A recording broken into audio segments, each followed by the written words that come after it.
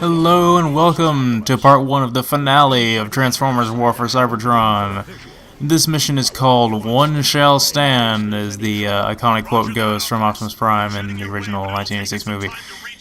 And speaking of which, we are now playing as Optimus Prime. We have our selection of 3 characters in this mission is Optimus, Bumblebee, and Ironhide, so I probably could have chosen Ironhide and given him some screen time finally, but looks like it's time for the final battle against Trypticon. Now we can finish him off now that he's been grounded.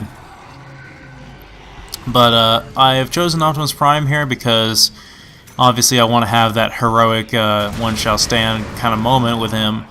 And, ooh. Well, looks like we found Trypticon.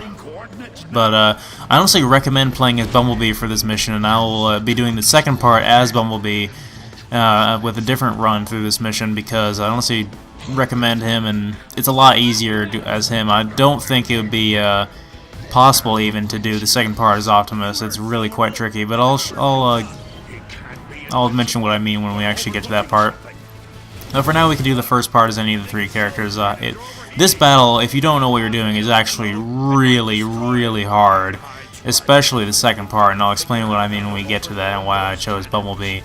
But so basically what we have to do here is initially we'll have to just dodge his attacks, and there's a little part that was hiding under there, as you noticed, where I could hide from his beam attacks.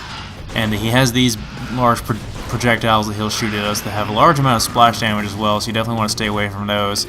Then we want to come over here and activate these Energon, I guess they're like the batteries of Energon that healed or damaged Omega Supreme in the fight against him on the Decepticon campaign.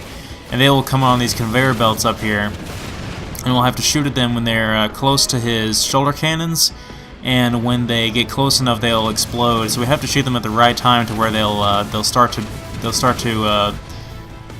detonate when they get close enough to him. So they shoot them a little bit before they reach his shoulder cannons, and then by the time they reach, they'll explode. It takes a little while to get the pattern down, but at least they'll be constantly coming, so you can just try it over again. The only problem is if you stick your head out for more than a second, you'll probably get damaged like I did, and I'm down to 1 bar of health already. So I'm struggling to stay alive and hit those things so I can damage his shoulder cannons, so he'll have 1 less attack.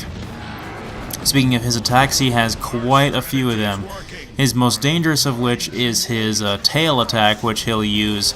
He'll smash his tail into the ground, and you'll notice when you'll be in range of it because your screen will turn purple slightly, and that's a very dangerous attack. I'll talk about it a little bit more later.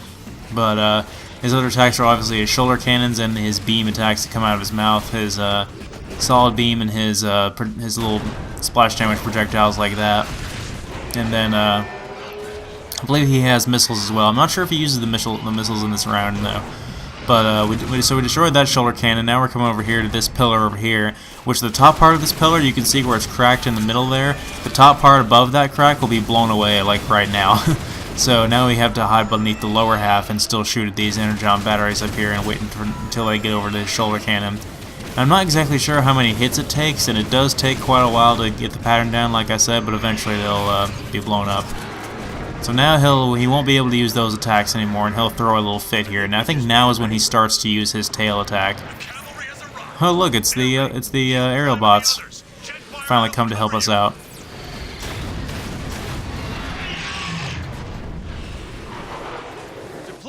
Thanks, Air-Raid. Just be near him when they detonate. Silver ball, jet fire.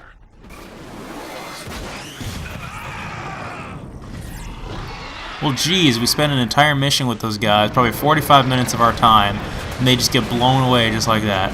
But don't worry, they're not dead. Obviously, they're not dead, but even though that scene didn't really look very convincing to assume that they're alive, but obviously they have to be alive if they survive through Generation 1, because none of the named characters can technically die in this game if they are supposed to exist in the G1 series.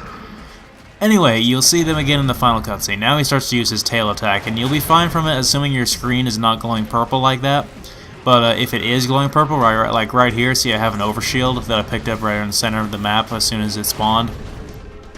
It's an extremely powerful attack. As you see, it took off half of my overshield, and it'll probably take off half of your health as well if you don't have an overshield. Probably slightly more than half your health, but that third bar will regenerate a little bit. So it'll be about half your health finally. So I picked up a photon burst rifle here. Now we have to fire at Tripicon's chest plates there that vent out his heat from his cannon. And obviously the photon burst rifle is good. There's an assault rifle up there that would also be good. Crap, the screen is turning purple again, so better get out of here.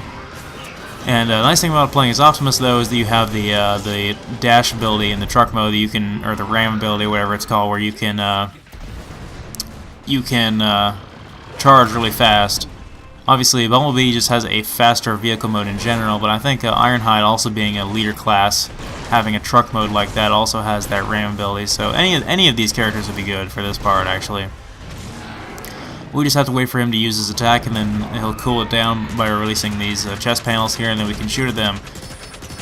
Now, Optimus's Ion Blaster is pretty good, but if you're not playing as Optimus, then you probably want to pick up that Photon Burst Rifle or that Assault Rifle right there.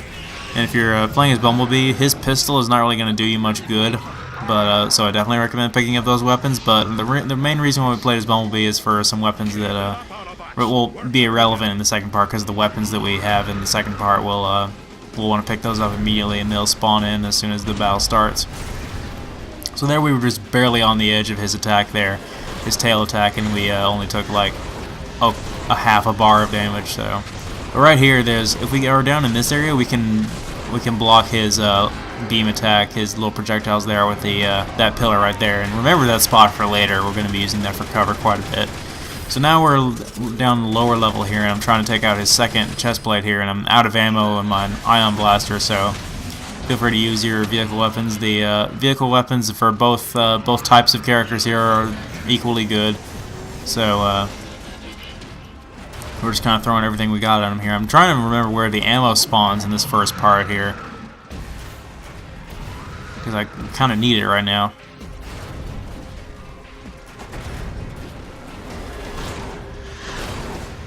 But man, how epic is this? I mean, I know that the dialogue, Tripicon's dialogue, is a bit cheesy, but his voice is pretty cool, and he still looks pretty epic. And it's, like I said, it's a decently hard fight too. But the only problem is he's definitely not the same. He's definitely not the same scale he was in when we saw him in the last mission. Oh boy, he's pissed now.